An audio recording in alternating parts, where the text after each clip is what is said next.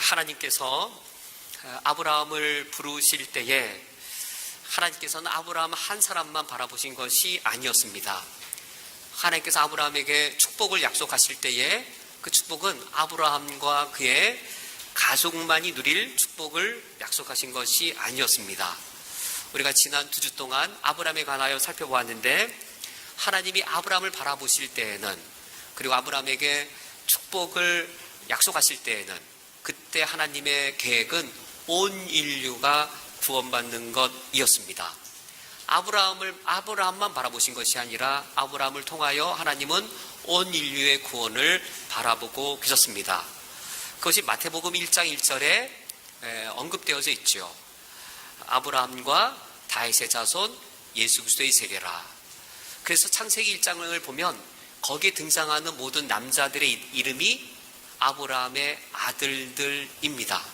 물론 아브라함이 죽을 때에 아들 한 명, 독자 이삭, 그리고 손주라고 해봐야 에서와 야곱, 자신의 후손이라고 해봐야 아브라함의 아들들은 불과 3명밖에 보지 못하고 그가 눈을 감았지만, 마태복음 1장 읽어볼 때 거기에 수많은 왕들의 이름, 왕족들의 이름들이 다 아브라함의 아들들이었고, 그리고 그 아브라함의 아들들을 통하여서 온 인류를 구원하시는 예수 그리스도가 태어나시게 되었습니다.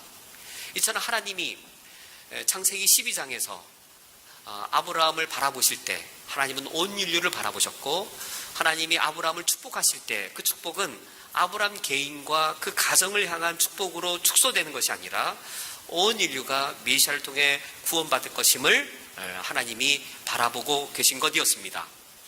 그렇다면 이러한 아브라함의 후손들이라면, 아브라함 후손 어느 민족이죠? 오늘날 유대인들이죠.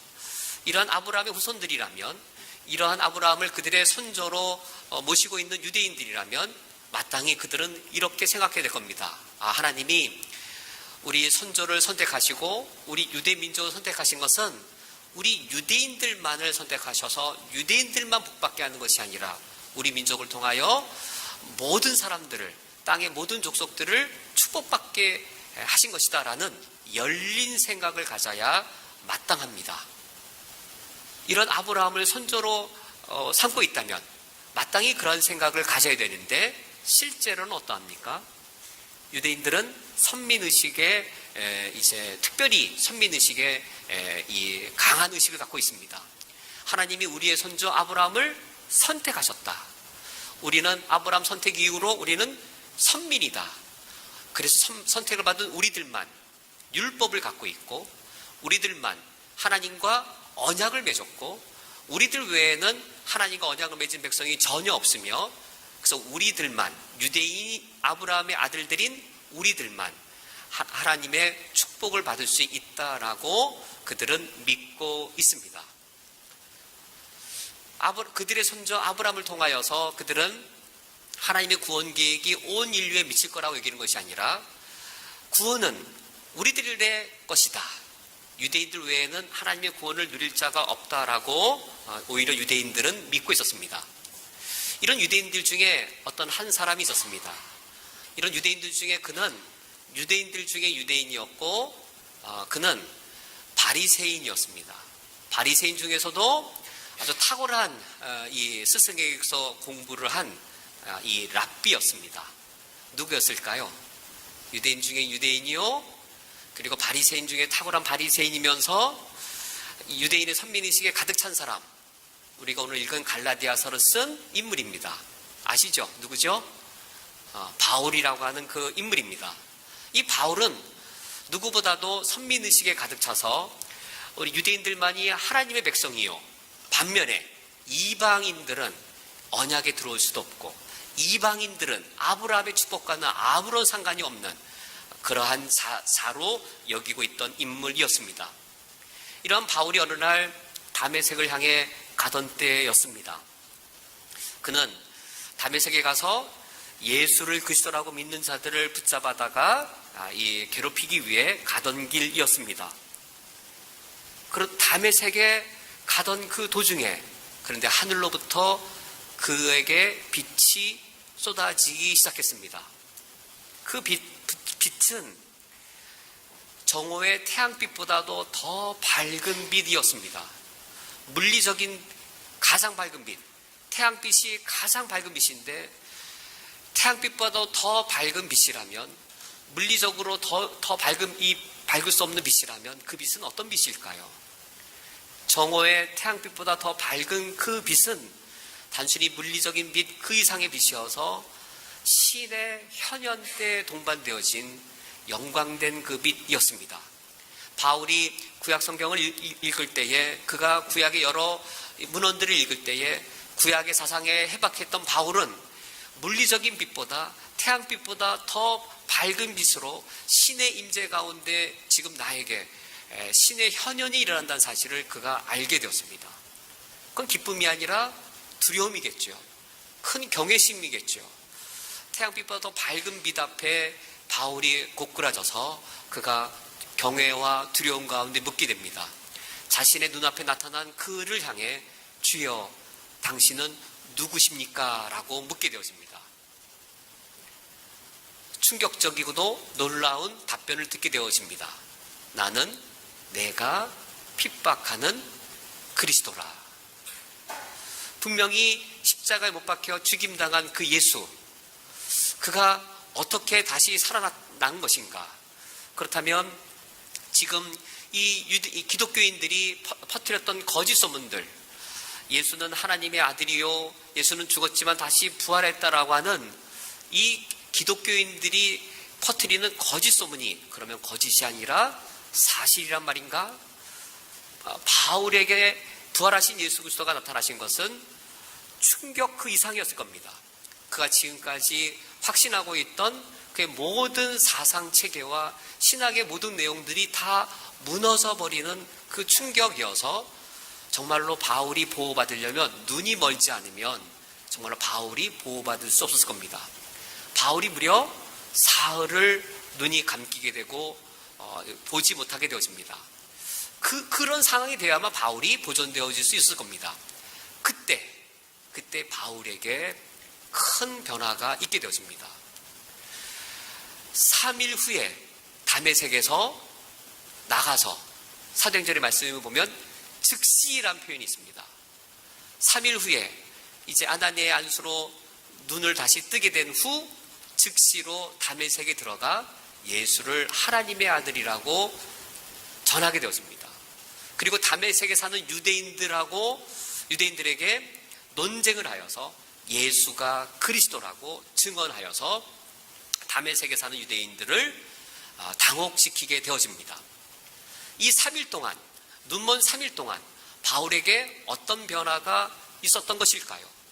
그는 아브라함의 후손은 오직 우리 유대인들 뿐이고, 우리 유대인들만 하나님의 자녀요, 우리 유대인들만 하나님 나라의 축복을 누릴 수 있다라고 믿었던 그가 이제 이 3일 동안 도대체 어떤 변화가 있었기에 정반대로 바뀌게 되었을까요?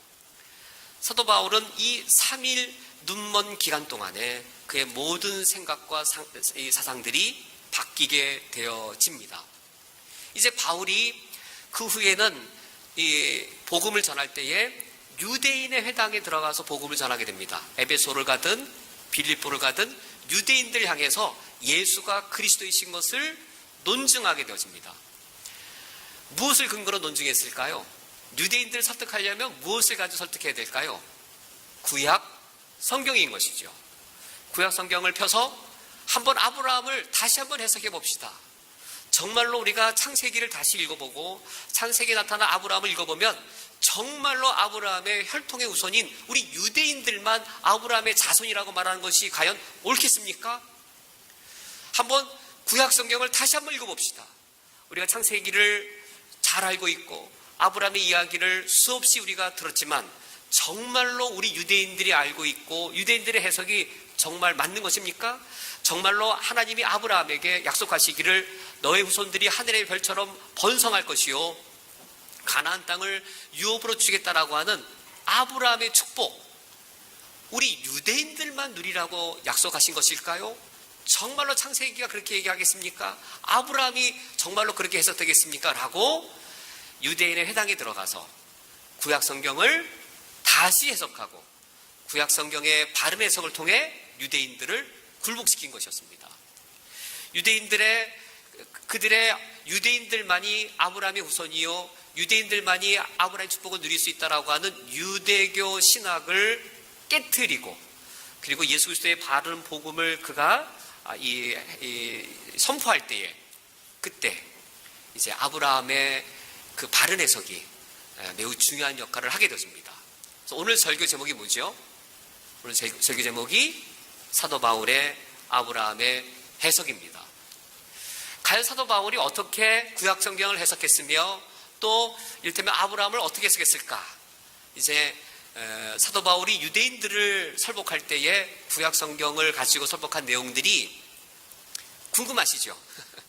다행히도 사도 바울의 여러 서신 중에 특별히 갈라디아서와 로마서에 많이 담겨 있습니다.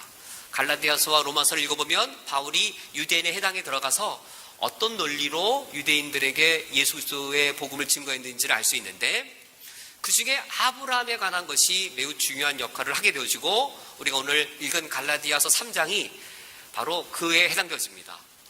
우리가 오늘 읽은 갈라디아서 3장에서는 사도 바울은 특별히 크게 두 가지를 논증하는데, 이겁니다. 누가 아브라함의 자손일까라는 이 주제입니다. 유대인들은 누가 아브라함의 자손이라고 여겼다고요?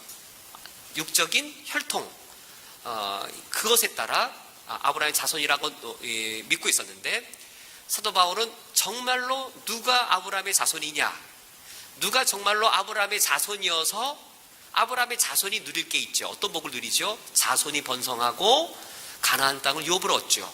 정말 누가 아브라함의 자손이어서 그 아브라함의 그 축복을 이어받을 자이냐, 누가 아브라함의 복을 누릴 자이냐를 첫 번째로 논증하고, 두 번째는 그렇게 논증했을 때 이방인, 유대인이 아니라 이방인들도 아브라함의 후손이요, 이방인들도 아브라함의 복을 누린다라고 하는 결론 낸 이후에, 두 번째로는 그러면 어떻게 하여서 아브라함의 복이 이방인에게까지 미칠 수 있게 되었느냐라는 두 번째 논증을 하게 되었습니다. 우리가 오늘 이 두 가지 논쟁을 갈라디아 3장을 통해 보고자 합니다.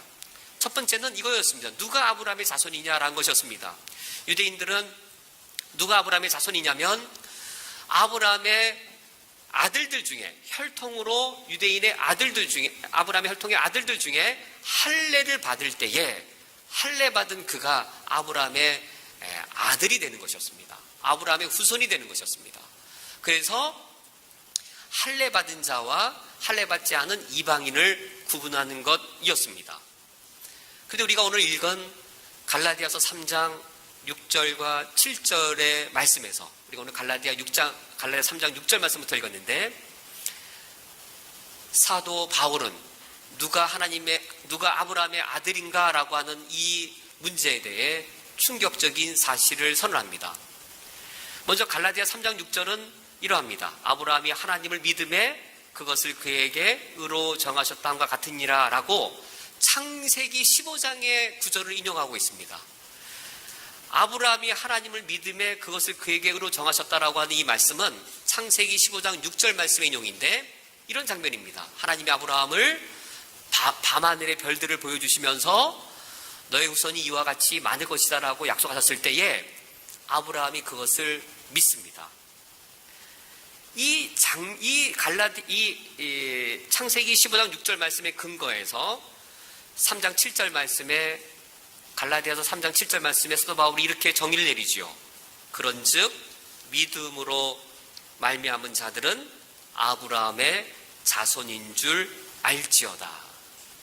누가 아브라함의 자손이냐라는 물음에 대해 혈통으로 말미암은 자가 아브라함의 자손인 줄 알았느냐, 할례 받은 자가 할례로 말미암아 아브라함의 자손인 줄 알았느냐, 나도 정통 유대인으로서, 나도 바리새인으로서 혈통으로 할례로 말미암은 자가 이제껏 아브라함의 자손이라고 믿어왔다. 그러나 창세기 15장 말씀을 보십시오. 정말로 누가 아브라함의 자손입니까? 믿음으로 말미암은 자가 아브라함의 자손인 줄 알지어다. 믿음으로 말미암은 자가 하나님의 아브라함의 아들이라고 사도 바울이 선언합니다. 이와 같은 논쟁을 로마서에서는 사도 바울이 이렇게 말합니다. 이제 창세기의 내용의 흐름을 알면 이 논증이 좀 더 이해가 되어지는데, 로마서에서는 이렇게 논증을 합니다. 아브라함이 구원받은 것이 할례를 받기 전인가 할례를 받은 후인가, 아브라함이 의롭다함 받은 것이 할례시냐 무할례시냐, 이렇게 거기서 논증합니다. 아브라함의 일생을 좀 알 필요가 있는데, 그래서 창세기 12장에서 갈대아 우르를 떠납니다. 그리고 15장에서 이제 하늘의 별들을 보여줄 때 아브라함이 하나님을 믿습니다. 17장에서 아브라함이 할례를 받습니다. 22장에서 가장 큰 순종이죠. 이삭을 번제로 드립니다. 아브라함이 언제 구원을 받았을까? 아브라함이 언제 의롭다함 받았을까? 갈대아를 떠나는 순종할 때일까? 하늘의 별을 보면서 하나님을 믿을 때였을까? 할례를 받을 때였을까? 아니면 이삭을 번제로 드리는 큰 순종을 했을 때였을까? 아브라함을 한번 볼 때 과연 언제일까? 사도 바울은 유대인들을 향해 우리가 한번 아브라함을 다시 한번 해석해 봅시다. 정말로 아브라함이 언제 의롭다함 받았는지 다시 한번 해석해 봅시다 라고 말하면서 묻는 겁니다.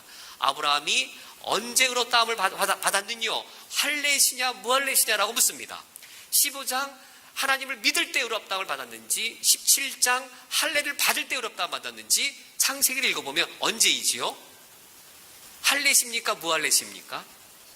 무할례시, 할례를 받기 전, 17장에서 할례 받기 전, 15장에서 의롭다함을 받았는데 15장에서 무슨 일이 있었냐면 아브라함이 하나님을 믿음에 이를 그의 의로 여기시고 라고 말하는 겁니다. 믿음으로 아브라함이 의롭다함을 받았습니다. 무할례시의 믿음으로 의롭다함을 받았습니다. 그러면 아브라함은 우리들에게 더 가까운 모델일까요? 유대인에게 더 가까운 모델일까요? 유대인들이 할례 받고 믿어서 의롭다함 받은 거하고, 할례 시에 믿어서 의롭다함 받은 거하고, 우리 성도님들 어때요? 우리는 무할례 시에 믿어서 의롭다함 받았죠. 아브라함이 누구랑 더 가까운 모델이에요? 우리 이방인.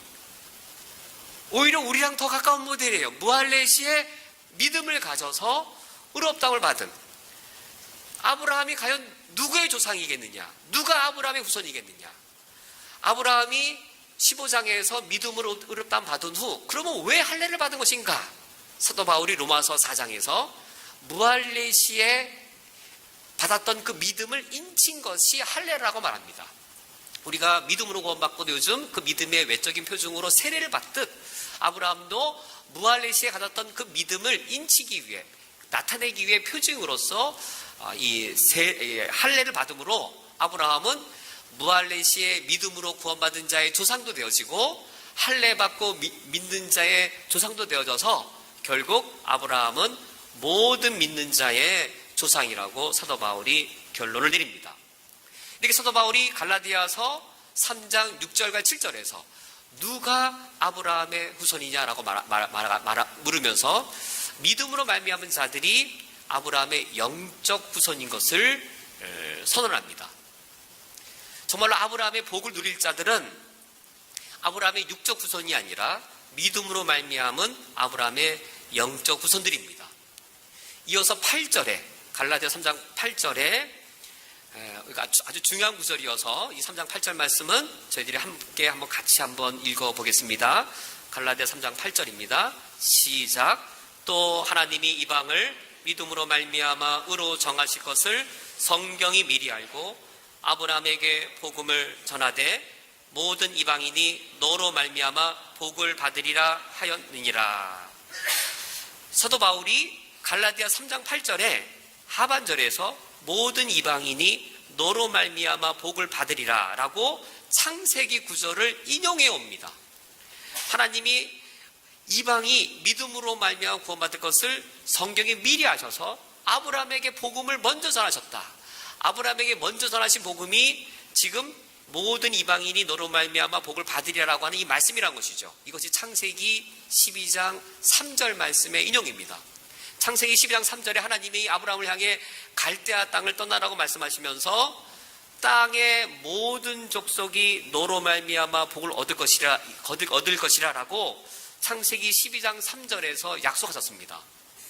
창세기 12장 3절에서는 땅의 모든 족속이 너로 말미암아 복을 얻을 것이라 라고 말씀하신 것을 사도 바울이 그 구절을 인용해 올 때에는 땅의 모든 족속이란 어구를 갈라디아 3장 8절 하반절에 어떻게 바꾸어요? 땅의 모든 족속을 모든 이방인이 너로 말미암아 복을 받으리라. 창세기 12장 3절에서는 땅의 모든 족속이 너로 말미암아 복을 얻을 것이라는 이 구절을 사도 바울이 갈라디아서 인용할 때는 땅의 모든 족속이란 어구를 모든 이방인이라고 바꾸어서 인용하고 있습니다. 그러면서 바울이 담의 세계에서 무슨 사실을 깨달은 거예요? 태양빛보다 더 밝은 그 영적인 미수로 신의 임재 가운데 부활의 주가 그에게 나타나셨을 때 그가 깨달은 바는 무엇입니까? 그는 3일 동안 눈먼 상태에서 그가 알고 있었던 구약의 모든 지식들을 다시 한번 점검해 보았을 겁니다. 정말로 내가 알고 있던 그 이 아브라함에 대한 지식들, 구약의 제사에 대한 지식들, 이게 정말로 유대교 신학에 가르쳤던 것들이 정말 옳은가를 그 해박하고 탁월한 천재였던 사도 바울은 3일 눈먼 상태에서 돌아봤을 겁니다. 확실했기 때문에 3일 후에 즉시로, 사도행전 말씀 즉시로 예수를 하나님의 아들이라 증거하였고, 다메섹에 사는 유대인들을 성경으로 논증하여 예수를 그리스도라 굴복시켰다라고. 그 3일 동안 어떤 사실을 사도 바울이 깨닫게 된 것일까요? 아, 그렇구나. 내가 창세기를 외웠어도 요즘도 유대인들은 모세오경을 다 외웁니다. 현대 유대인들, 랍비들도, 보수 랍비인들은 지금도 창세기부터 신명기 마지막 구절까지 다 외우고 있습니다. 바울은 창세기를 달달 외우는 것이죠. 그가 창세기 12장 3절 땅의 모든 족속이 너로 말미암아 복을 얻으리라는 말을 그가 알았어도, 그가 암송했어도 깨닫지 못했던 것이죠. 그 깨닫게 되었습니다. 아, 내가 이 구절을 암송했었는데. 그치, 하나님이 아브라함을 부르실 때에 아브라함의 혈통인 우리들을 부르신 것이 아니라 땅의 모든 족속을 부르신 것이구나. 하나님의 구원 계획은 유대인들만의 구원이 아니라 유대인을 통하여 온 인류의 구원 계획을 갖고 계셨던 것이구나 라고 그가 깨달으면서 땅의 모든 족속을 이방인이라고, 모든 이방인이라고 그가 바꾸어 표현한 것이었습니다. 그 후에 9절에서 사도 바울이 어떻게 말합니까?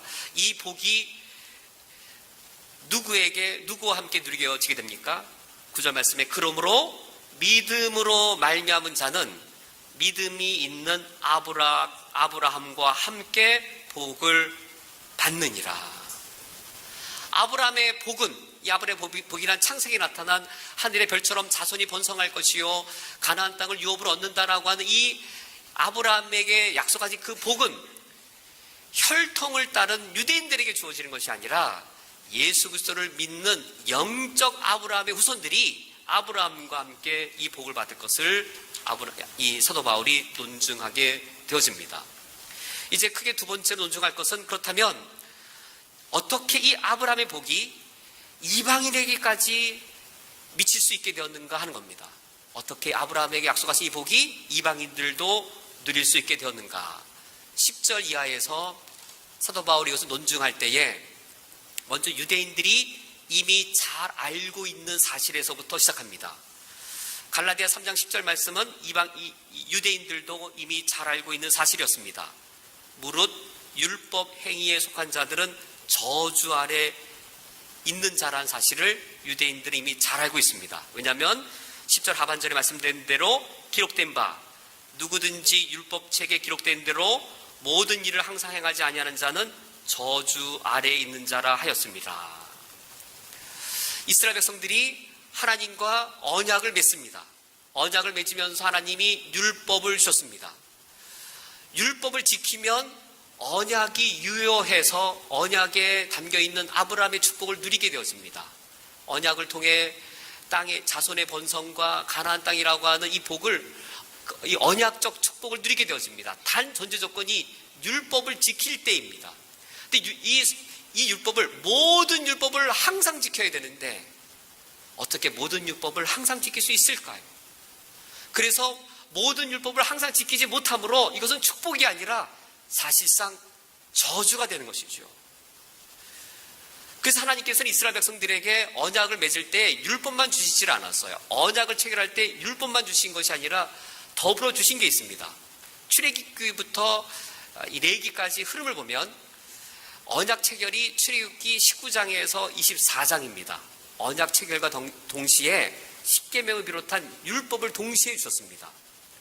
그런데 이 두 가지만 주시면 곧바로 저주로 떨어져요.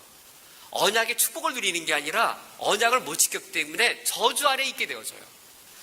그래서 하나님이 출애굽기 24장까지 19장에서 24장에 언약 체결과 율법을 주신 후 출애굽기 25장부터 무려 끝나는 40장까지, 출애굽기 25장부터 40장까지 이 긴 장이 성막 건축입니다. 성막이 다 건축돼서 광야를 떠나는 것이 출애굽기 끝장면이에요. 하나님께서 왜 성전을 짓게 하셨을까요? 성전 안에서 뭐가 행해지지요? 레위기를 보면 알 수 있죠. 레위기가 성전 안에서 번제와 화목제와 속건제와 이런 제사들을 가르치는 것이 이 레위기입니다. 하나님이 율법만 주신 게 아니라 연달아 무엇을 주셨어요? 성전과 제사 제도를 동시에 주셨어요. 분량으로는 이게 더 많아요. 분량으로는 율법이라고 하는 출애굽기 19장부터 24장 율법만 주신 게 아니고, 율법만 주시면 저주로 되돌아가요. 성전을 짓게 하시고 이 성전 안에 행해질 제사 제도를 레위기에서 명하셨습니다. 이스라엘 백성들이 율법을 범하게 되면 다시 언약이 깨어지는데 어떻게 언약이 다시 회복될 수 있을까요? 내가 범죄하여 언약이 깨어질 위기가 닥치면 이스라엘 백성들은 양을 끌고 염소를 끌고 황소를 끌고 성전으로 갑니다. 그리고 속죄제사가 드려지면 이 황소가, 이 염소가 나를 대신하여, 나를 위하여 저주를 대신 받게 되어집니다. 그래서 속죄가 성전 안에서 이루어짐으로 언약이 다시금 회복되어지게 됩니다. 사도 바울이 갈라디아서 3장 13절에서 이와 같이 말합니다. 그리스도께서 우리를 위하여 저주를 받은 바 되사. 성전 안에 황소가 받았던 그 저주, 성전 안에서 나를 대신하여 저주받았던 그 염소, 그러나 실상 그 황소와 염소와 양은 예수 그리스도를 가리키는 것이었습니다. 그리스도께서 우리를 위하여 저주를 받은 바 되사, 율법의 저주에서 우리를 속량하셨다라고 말한 이후에 14절에서 이렇게 말합니다. 이는 그리스도 예수 안에서 아브라함의 복이 이방인에게 미치게 하시는 것이라. 어떻게 아브라함의 복이 이방인에게까지 미칩니까? 누구 안에서 이방인에게까지 아브라함의 복이 미치게 되어집니까? 예수 그리스도 안에서였습니다.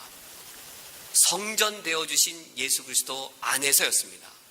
이스라엘 백성들은 과거의 율법을 어기면 성전, 예루살렘 성전 안에 들어가서 속죄를 누리고 언약 관계를 회복해서 아브라함의 축복을 계속 이어받을 수 있었죠. 만약에 예루살렘 성전 안에서 아브라함의 복이 유대인에게만 미친다라고 말하면 그것은 유대교입니다. 14절 상반절, 그리스도 예수 안에서 아브라함의 복이 이방인에게 미치고 란 이 어구를, 이는 예루살렘 성전 안에서 아브라함의 복이 유대인에게만 미치고 라고 말하면 이게 유대교예요. 예루살렘 성전 안에서가 아니라 예수 그리스도 안에서 십자가에 우리 죄를 위해 대신 저주받으신 참된 성전이 되어주시고 참된 희생제사가 되어주신 그 예수 그리스도 안에서 아브라함의 복이 누구에게 미쳐요? 유대인에게만 미치는 것이 아니라 이방인에게 미친다는 사실을 사도 바울이 다메토상에서 깨닫게 되었습니다. 그렇다면 아브라함도 예수님 믿었을까요? 우리가 지금 아브라함 이야기하면서 예수님 이야기를 하는데 정작 당사자인 아브라함 이 사실을 알았을까요? 요한복음 8장에 보면 예수님이 돌에 맞아 죽을 위기가 한 번 있어요. 예수님이 내가 아브라함을 봤다라고 얘기를 하셔서 사람들이 야, 네가 50도 안 됐는데, 나이가 50도 안 됐는데 아브라함을 봤다고? 라고 하면서 이제 그들의 조상을 모독하는 것을 여깁니다. 성경 구절은 이럽니다. 요한복음 8장 56절에 너희 조상 아브라함은 나의 때 볼 것을 즐거워하다가 보고 기뻐하였느니라. 요한복음 8장 56절. 너희 조상 아브라함은 나의 때, 메시아 때를 볼 것을 막 즐거워하다가 보고 기뻐하였느니라. 아브라함이 메시아를 알았습니다. 아브라함이 자기의 자기의 후손을 통해 메시아가 올 것을 알았습니다. 마태복음 1장 족보를 안 것이죠. 아브라함과 다윗의 후손의 예수 그리스도의 세계라, 그것을 안 것이죠. 메시아 때를 볼 것을 즐거워하다가 보고 기뻐하였다라고 하는, 과연 그때는 언제였을까요? 그때는 창세기 22장에 이삭을 하나님께 제물로 드릴 때였습니다. 100세에 낳은 아들 얼마나 이쁠까요? 아브라함의 아들, 그에게 차라리 아브라함아 네가 죽어라 라고 하면 아브라함 쉽게 죽었을 거예요. 너 내 영광을 위해 너 죽어라 하면 쉽게 죽었을 거예요. 자기는 죽어도 누구를 못 죽일까요? 자기 생명보다 더 귀한 것이 아브라함의 아들이었습니다. 하나님의 명령은 그 아브라함의 아들 이삭을 그냥 죽이는 정도가 아니라 번제로 드리는 것이었습니다. 번제란 제물을 죽이고 각을 뜨고 피를 뿌리고 다 불태워서 죄를 만들어버리는 그런 제사였습니다. 아브라함이 하나님의 말씀에 순종해서 제단을 쌓았습니다. 그리고 그 제단 위에 이삭을 올려놓았습니다. 그리고 칼을 들어 그 이삭을 희생제물로 죽이려고 하는 순간 하늘로부터 울려지는 소리가 있었습니다. 창세기 22장 18절 말씀에 그때 하늘로부터 내 씨로 말미암아 천하 만민이 복을 받으리라라는 그 음성이 울려지게 되었습니다. 이 말씀과 상황이 연결되어지는 것이죠. 제단 위에 누가 올려져 있다고요? 이삭이 누구죠? 아브라함의 아들입니다. 제단 위에 아브라함의 아들, 아브라함의 씨가 올려져 있습니다. 어떤 상황이에요? 칼로 죽임을 당하는 상황입니다. 미래에 메시아가 오시면, 메시아가 이삭은 아브라함의 아들이죠. 미래에 장차 아브라함의 아들로 메시아가 오시면 그 메시아는 번제 제단에 올려질 것이다. 번제 제단에 올려져서 죽임을 당할 것이다. 그 죽임을 당하는 그 순간 내 씨로 말미암아 천하 만민이 복을 얻을 것이라. 아브라함이 그때를 본 것이죠. 나를 통해 메시아가 와서 이와 같이 희생을 당하는 그것을 통하여 천하 만민이 복을 받게 하실 것을 아브라함이 본 것입니다. 이 사실을 우리가 오늘 읽은 갈라디아서 3장 16절 마지막 구절에서 사도 바울이 이 장면을 이렇게 해석합니다. 갈라디아서 3장 16절 말씀에 이 약속들은 아브라함과 그 자손에게 말씀하신 것인데 여럿을 가리켜 그 자손들이 하지 아니하시고 오직 한 사람을 가리켜 내 자손이라 하셨으니 곧 그리스도라.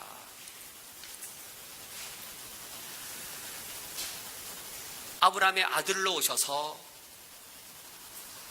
십자가에 달려 우리의 죄를 대신하여 죽임당하신 그 예수 그리스도 안에서 아브라함의 복이 미치게 되었습니다.